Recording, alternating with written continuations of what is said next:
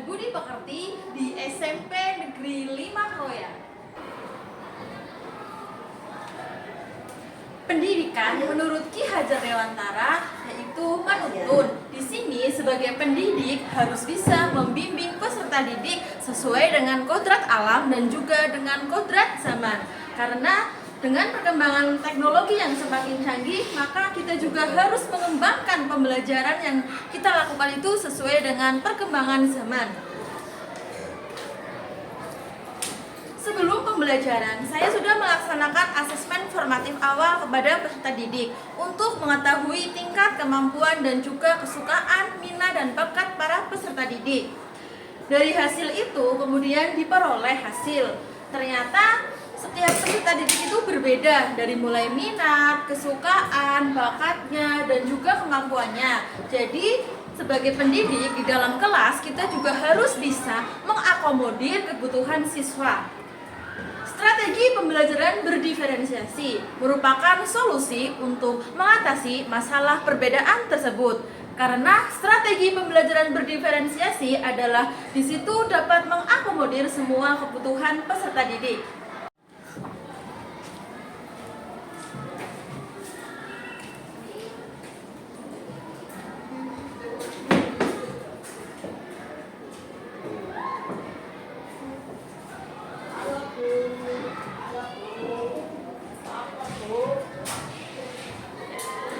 Pada pembelajaran kali ini yaitu pada materi tentang hakikat sholat dan zikir pada peserta didik kelas 7, saya juga akan menerapkan strategi pembelajaran berdiferensiasi.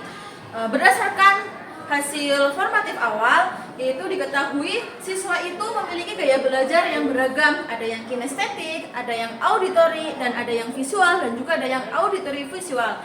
Dan untuk tingkat kemampuan siswa itu juga berbeda-beda. Makanya di sini saya akan menerapkan strategi pembelajaran berdiferensiasi dengan harapan dapat mengakomodir semua kebutuhan peserta didik. Strategi pembelajaran berdiferensiasi yang akan saya terapkan yaitu meliputi diferensiasi konten, diferensiasi proses, dan juga diferensiasi produk. Pada diferensiasi konten, di sini saya akan menggunakan media yang pertama berupa video, kemudian berupa gambar-gambar, dan juga berupa artikel. Nah, di situ saya juga akan kaitkan dengan diferensiasi proses, yaitu di situ saya akan menerapkan diskusi kelompok. Nah, di mana dalam diskusi kelompok peserta didik itu bisa mengerjakan secara langsung, bertukar pikiran dengan sesama temannya. Kemudian setelah diskusi kelompok, peserta didik juga di situ akan diminta untuk mempresentasikannya di depan teman-temannya. Nah, setelah itu untuk mengetahui kemandirian siswa, saya juga akan menerapkan strategi pembelajaran aktif yaitu evidence is a teacher here, di mana di situ siswa itu berlatih untuk memaparkan apa yang sudah dituliskannya. Kemudian pada diferensiasi produk yaitu di situ nanti siswa akan diberi penugasan yang berbeda disesuaikan dengan minat dan juga kemampuan peserta didik, yaitu siswa diminta untuk membuat quotes atau kata-kata motivasi tentang hakikat sholat dan zikir yang bisa berupa video, bisa berupa poster, bisa berupa rekaman audio saja, dan juga bisa berupa tulisan-tulisan artikel yang mana siswa dibebaskan sesuai dengan minat dan juga kemampuannya. Dan di situ siswa juga dimulai untuk bisa mengerjakan tugas dengan menggunakan HP, karena di satu sisi pada zaman sekarang siapa sih yang tidak tahu dan siapa sih yang tidak punya HP lah, kita manfaatkan ya. Jadi dengan adanya perkembangan teknologi dan peserta didik juga pasti lebih suka, lebih senang dunianya dengan memegang HP. Jadi dalam pembelajaran juga nanti ketika diskusi kelompok, artikel akan saya share melalui link atau melalui grup WA. Jadi nantinya siswa berdiskusi dengan melihat artikel itu melalui HP-nya dalam satu kelompok itu. Kemudian untuk pengiriman tugasnya juga nanti siswa itu dikirim melalui media sosial yang siswa punyai, bisa berupa TikTok, Instagram, Facebook, dan yang lainnya. Jadi di sini kita memanfaatkan teknologi. Kemudian di dalam pembelajaran di kelas saya juga menggunakan PowerPoint untuk menampilkan video dan juga untuk menampilkan gambar-gambar, yang mana ini juga merupakan pemanfaatan dari aset yang dimiliki oleh sekolah kami, yaitu SMP Negeri Makroya, yang mana di dalam setiap kelasnya itu sudah ada LCD proyektor dan juga sudah ada wifi di setiap ruang kelasnya. Jadi dengan aset tersebut kita juga harus bisa manfaatkan dalam pembelajaran. Nanti saya akan tampilkan sebuah video pembelajaran, yaitu tentang hakikat sholat dan zikir pada siswa kelas 7. Selamat menyaksikan. Bismillahirrahmanirrahim. Assalamualaikum warahmatullahi wabarakatuh. Waalaikumsalam warahmatullahi wabarakatuh. Selamat siang semuanya. Siang. Oke, sebelum kita memulai pelajaran pada hari ini, alangkah baiknya kita diawali dengan doa terlebih dahulu ya. Mari kita awali dengan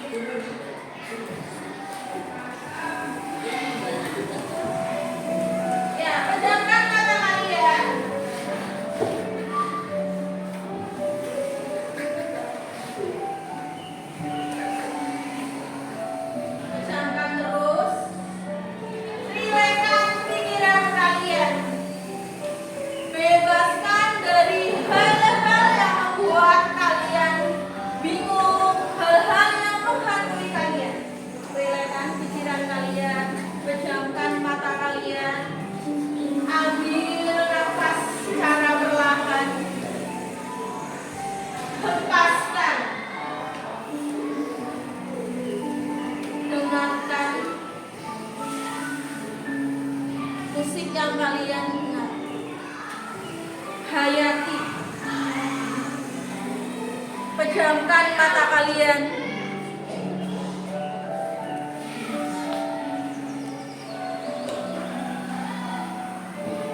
Pejamkan terus sambil ambil nafas secara perlahan.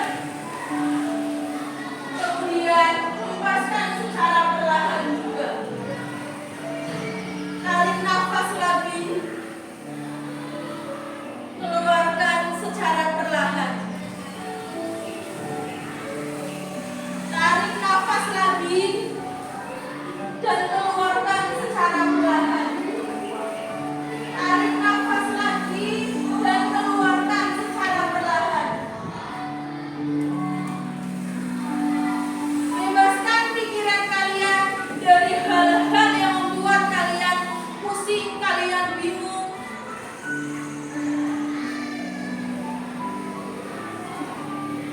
Bayangkan bahwa kalian mempunyai tujuan.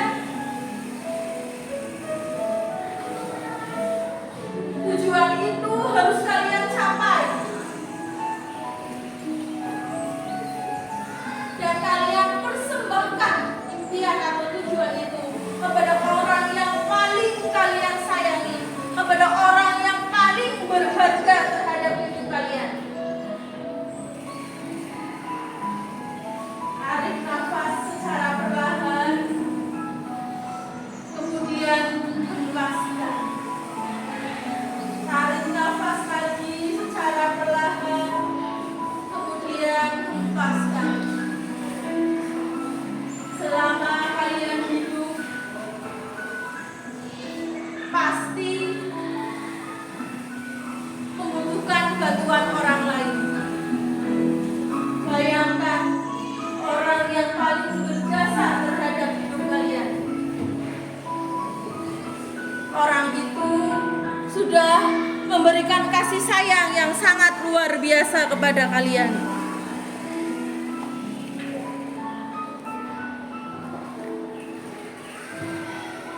Bayangkan terus wajahnya, dan kalian ingin memberikan sesuatu yang sangat luar biasa sebagai balas jasa kepada orang yang sudah berharga dalam hidup kalian. Kemudian sekarang boleh perlahan buka mata kalian dan ucapkan terima kasih untuk diri kalian. Tepuk tangan.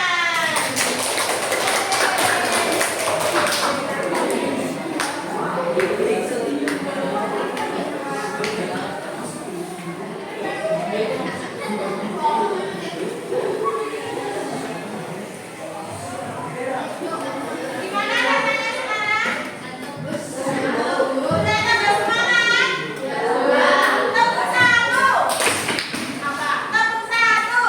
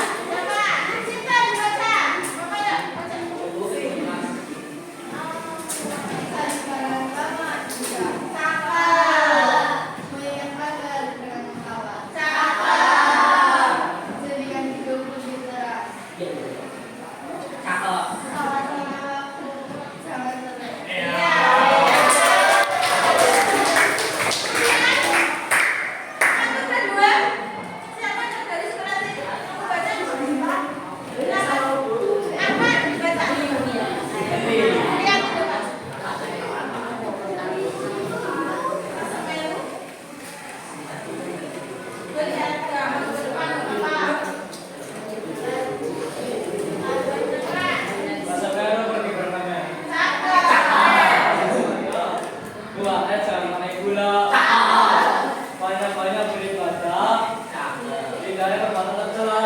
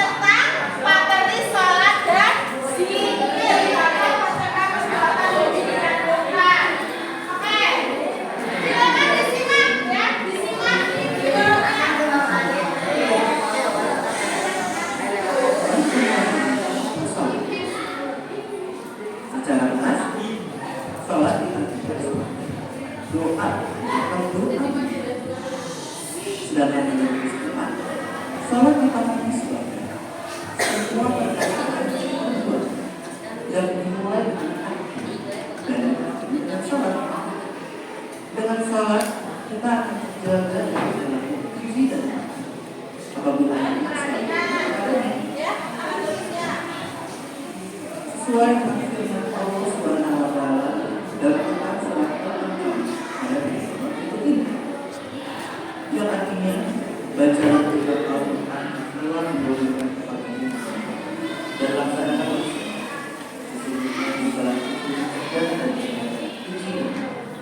dan apabila mengingat Allah sholat itu bisa ya, perhatikan ya videonya ya, yang ada di depan. Kalian catat apa yang ada dalam video. Perhatikan ke depan ya. dan menghindari terhadap larangan ditujukan hanya tujuan hal ini sesuai dengan firman Allah Subhanahu wa taala dalam Quran surat Al-Fatihah yang artinya tunjukkanlah kepada kami Tuhan Allah jalan yang lurus, yaitu jalan orang-orang yang telah menghadirkan nikmat pada mereka, bukan jalan yang menunjukkan dan bukan pula jalan mereka yang sesat. Beberapa ulama tafsir berpendapat bahwa jika orang memelihara sholat, maka sholat akan memelihara. Nah, hal ini sesuai dengan firman Allah Subhanahu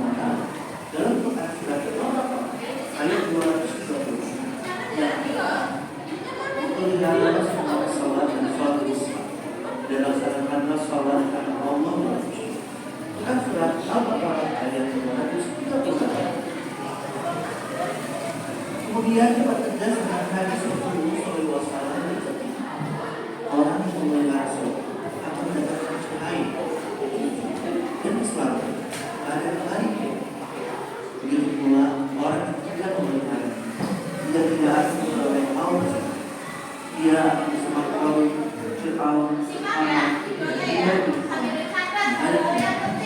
hadis riwayat Ahmad Al-Qadar dari Abdullah bin Nabi Sallallahu Alaihi Wasallam juga menjelaskan bahwa sholat lima waktu akan bersihkan dosa-dosa orang yang memeliharanya dengan baik. Bagaimanakah pendapatmu andai kata ada sebuah sungai dekat pintu rumah salah seorang dari kamu? Dia mandi sungai 5 kali setiap hari. Adakah masih ada dari dia yang tinggal barang sedikit? Sahabat menjawab, tidak ada yang tinggal barang sedikit pun. Kemudian Rasulullah SAW menegaskan, maka demikianlah perumpamaan sholat yang dilakukan. Dengan sholat itu Allah akan menghapus semua kesalahan. Hadis riwayat Al-Tirmidzi dan Abu Hurairah. Selanjutnya kita masuk ke makna zikir. Arti zikir menurut bahasa Arab, sedangkan menurut istilah zikir artinya dengan mengingat Allah Subhanahu Wa Taala sebagai upaya untuk mendekatkan diri kami. Nah, tujuan utama dari pernikahan adalah dari kesombongan. Sesuai dengan firman Allah Subhanahu Wa Taala dalam Quran surat Al-Ahzab ayat 21 berikut ini, yang artinya, hai orang-orang beriman, berzikirlah dengan menyebut nama Allah, zikir yang sebanyak-banyaknya. Quran surat Al-Ahzab ayat 41. Zikir dapat dilaksanakan dengan mudah ada tidak khusus. Nah, cara berzikir bisa dibagi menjadi 3 macam. Yang pertama, zikir dengan hati. Yang kedua, zikir dengan hati. Yang ketiga, zikir dengan perbuatan. Maksudnya gimana sih? Zikir dengan hati, yaitu dengan cara bertafakkur dan menunjukkan ciptaan Allah Subhanahu Wa Taala, sehingga timbul dalam pikiran bahwa Allah Subhanahu Wa Taala adalah zat yang sedangkan zikir dengan ucapannya, pengucapan lafal-lafal yang terdapat kealihan namanya, tahmid, tasbih, tahlil, takbir, membaca Al-Quran, dan sholat. Sedangkan zikir dengan perbuatan dengan menaati perintahnya dan larangannya. Kemudian orang yang lalai dalam melaksanakan sholat dan zikir ancam oleh Allah Subhanahu Wa Taala. Ditegaskan dalam firman Allah Subhanahu Wa Taala dalam Quran surat Al-Baqarah ayat 4-8. Maka celakalah orang yang sholat, orang-orang yang lalai terhadap sholat, yang berbuat dia tidak tinggal mengerjakan. Kemudian ditegaskan kembali dalam hadis Rasulullah SAW ini, orang yang mengerjakan sholat tetapi sholatnya tidak dapat dari dirinya dan perbuatan kejilannya, maka sholat tersebut tidak akan menambah sedikit kepadanya kecuali dia bertambah jauh dari Allah. Hadis riwayat Ibnu Jarir dari Ismail bin Muslim Al-Hasan. Selanjutnya, sholat untuk meraih ketakwaan dan menjadi sholat. Keimanan ketakwaan kepada yang tinggi pada diri seseorang merupakan manifestasi keberhasilan dari salah satu pelaksanaan ibadah sholat dalam sehari.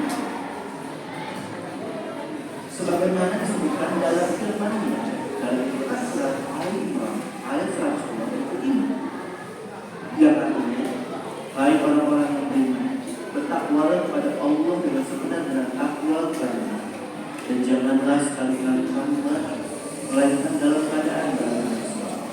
Quran surat Al-Imran ayat 102. Selanjutnya, hikmah melaksanakan salat dan zikir. Adapun hikmah melaksanakan salat dan zikir, tekanannya akibat ketahuan dalam jiwa seseorang, hubungan antara manusia dengan akan terjalin dengan kedamaian, keamanan, dan keselamatan dari Allah Subhanahu Wa Taala akan diperoleh, serta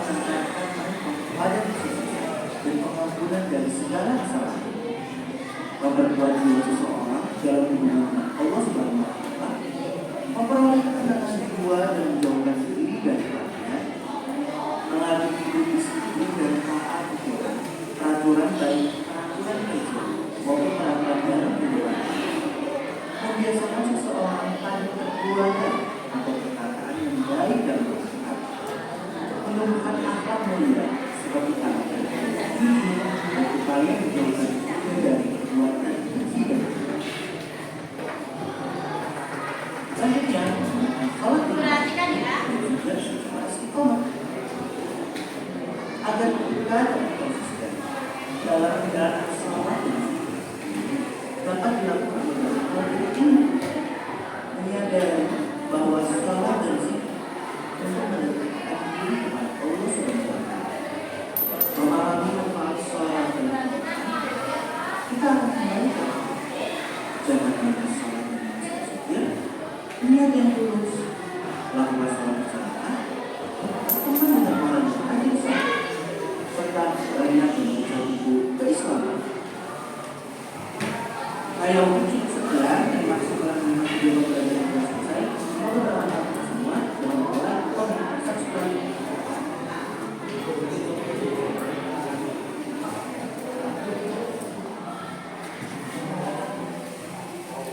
Nah, tadi videonya sudah kalian simak ya?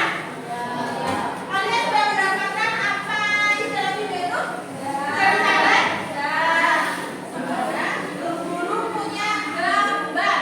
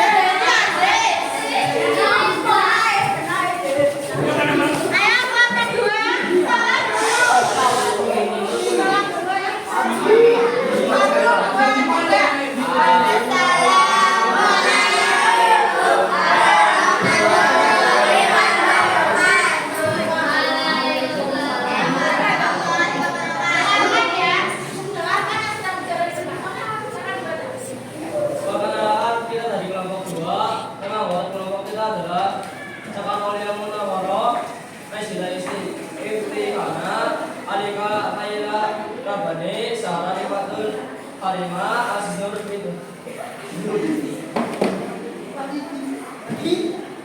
Rizky bilang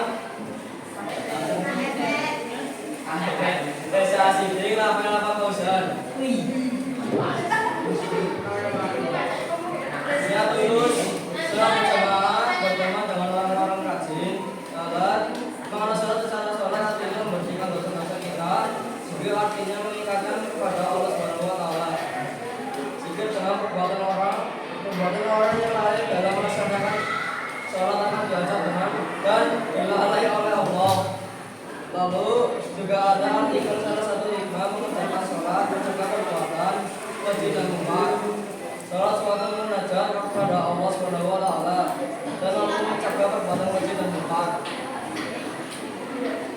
Zikir artinya mengingat Allah dengan membaca Astagfirullah 33 kali, ayat kursi alhamdulillah 33 kali, Allahu Akbar 33 kali. Ada yang bertanyakan? Ada yang bertanya? Kelompok satu katanya, katanya. Tidak ada? Ada. Ya, silakan. Tidak ada? Kalau mau ada kita dulu kelompok dua presentasinya. Sekian dari kelompok kami. Assalamualaikum warahmatullahi wabarakatuh.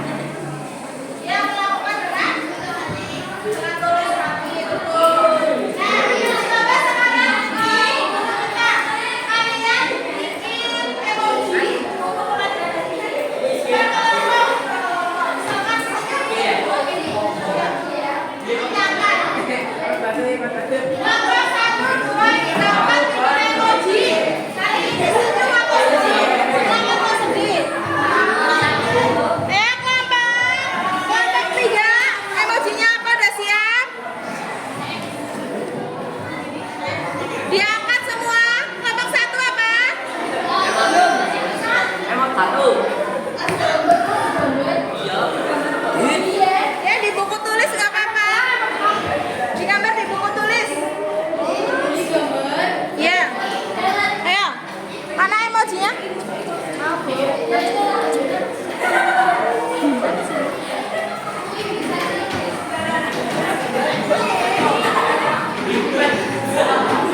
Ayo